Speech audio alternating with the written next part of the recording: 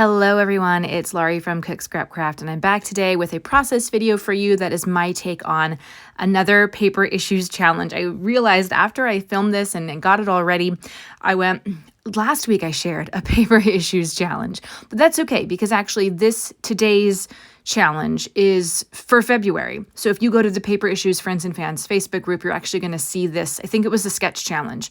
So I know that the title of this says Scrap Lift. It was a sketch. I'm scrap lifting a sketch, whatever. It doesn't matter, but you'll see this in their February challenge album, I guess, in their Facebook group, as well as all the other challenges that they've posted so far for the month of February. So I am trying to make it a goal to participate in more challenges because they are a lot of fun, and it's a great way to jumpstart your creativity, especially if you don't really know where to start.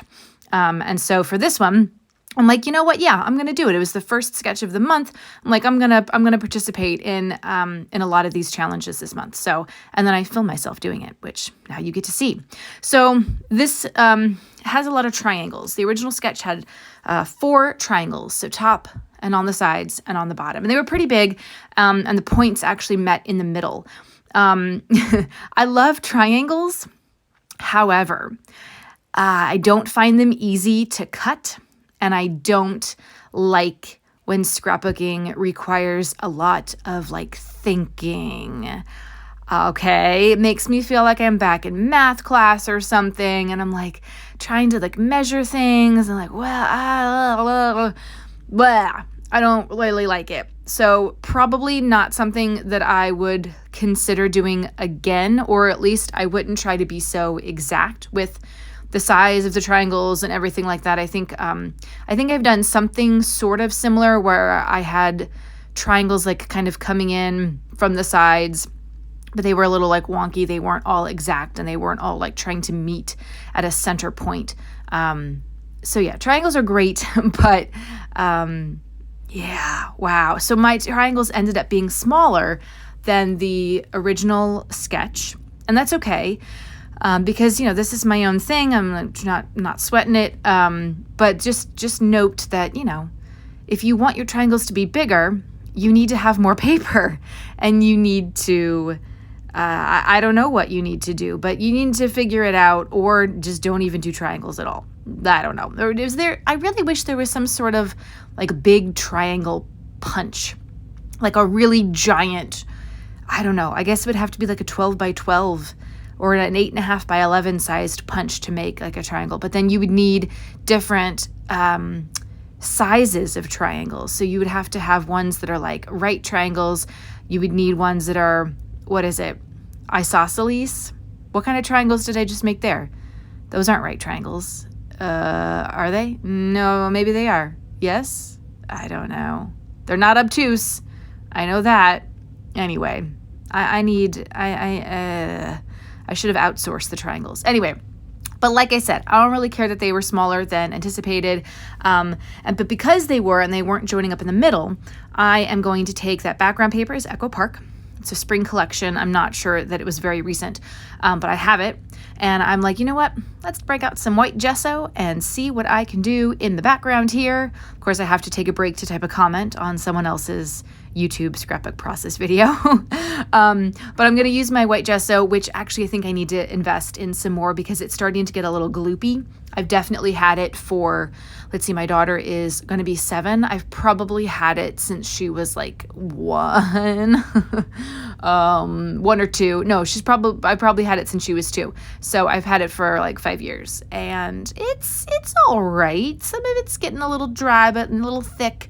But I think it still works enough for this. And I'm not really being particular about where I'm putting it. I'm just trying to layer it down and smush it. I just want it to kind of be appearing behind the photo. I just want something a little bit extra going on in the background there, since my triangles ended up being smaller. So that's just something that you can do, or you can not do triangles at all, and you could just take a pattern paper background like this and throw some white gesso on top of it. I actually have clear gesso as well. I'm not sure if that's something that you guys use that often. I typically go for the white gesso, but I actually bought the clear gesso once, probably 6 years ago, because it was all that they had at Michael's at the time. And I was like, well, I need gesso, so I guess I'll just try this. So I should break that out and see if that's still good. That would be a fun experiment. So anyway, now that it's dried, I can start sticking stuff down. And this is really going to be like a hodgepodge of random stuff from my stash. The Echo Park collection that the paper comes from is a spring collection, but the photo I'm using it wasn't taken during the spring. It was actually taken during the summer, and there's nothing really springy about it. But I just thought it would be good for a single photo going in the center of all these triangles. So all of the embellishments that I've pulled, I tried to find ones that maybe had something to do with beverages, because the photo is of my daughter having her very first Shirley Temple this summer. Backstory to that, we went to a media toy event. She came with me to work that day, and there was a little kid there who was a social media influencer, and I think he was called I don't know, the little Shirley Temple or something on social media. And so because of that, the gift bags that they gave everyone when we left had the ingredients to make Shirley Temples. And I love a Shirley Temple. So I made the next day, my daughter and I made them, and they were delicious. And so, of course, I took a picture of her because that's what I do. So that's what this photo is. And that's what I was trying to find embellishments that had some sort of beveragey thing to go with it. And not all of them are going to be this way. I found just a very small few. And then the rest are just going to be random general things from my stash. So right now I'm looking to back the photo. It's a 4x6 photo, and I'm looking to back it on some cardstock. I thought about white cardstock, didn't really like the white against the white gesso. So I found this orange cardstock from my stash, and it's just, it brings out, I wanted something that was a different color from the colors of the triangles. So there is some orange in that background paper, and so this orange cardstock is going to be perfect for backing the photo. And then I'm going to start adding embellishments around the triangles. So each triangle I'm treating as its own sort of embellishment cluster section. So each triangle is going to get its own thing, and the bottom triangle is where I'm going to put the title of this. And I am popping the photo up on some foam tape that I got from scrapbook.com, just to give a little bit more dimension to the whole thing. Okay, so some of these embellishments that I'm going to get to it, I promise, I've had in my stash for several years now. There's one you can see off in the corner there. I'm pulling it right there. It's a mom pouring soda for a little boy. And I feel like that was it's an older crepe paper collection, and I don't remember what it was called. Could have been, I want to say it was maybe it was a family game night themed thing, but it was very old school and 1950s. I still have some of the chipboard pieces from it because I didn't have any use for them. But this one, hey, I'm glad I hoarded this because it's finally come in use. I'm throwing a couple flower stickers up at the top just because they match the colors of everything else. What am I putting down at the bottom? I don't even remember. Oh, there was a Doodlebug Valentine's Day collection of ephemera pieces that I got for free maybe last year or the year before from scrapbook.com. And so it's actually a bottle of Love Potion number 9, but I'm treating it as a bottle of something to drink. That's not Love Potion number 9. Doesn't matter. So that's what I'm putting down there at the bottom. And then the title is going to go there. I'm using...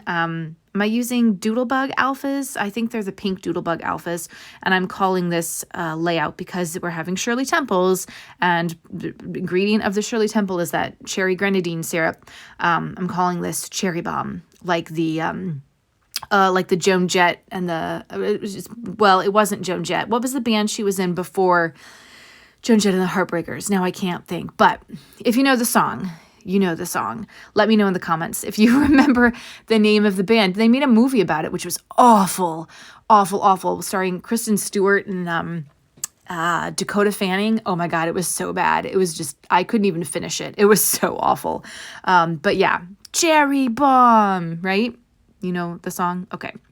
So now I'm just kind of throwing in a couple more embellishments. There's a teapot. It has nothing to do with Shirley Temples, but it's a beverage, and the colors seem to fit, and it was a great way to use up stuff from my stash. And then I also have taken a cut apart from the Echo Park collection, and just on the white space, I'm just writing the journaling in paper strips. So I'm going to have those go off to the side as well. And I think I'm using an orange Creative Memories. Yeah, an orange Creative Memories fine tip marker. These are markers that well, no, I guess it's a pen. It's not really a marker. These are writing utensils that my mom had. And so now I have them and I'm using them. And I'm surprised that they still have a lot of ink, because I'm sure they've been around for several years. So that's a good testament to Creative Memories products like that. I have to say, I have some Zig writers that I like, and I got them from Michaels, but they're definitely starting to show some wear and kind of running out of ink.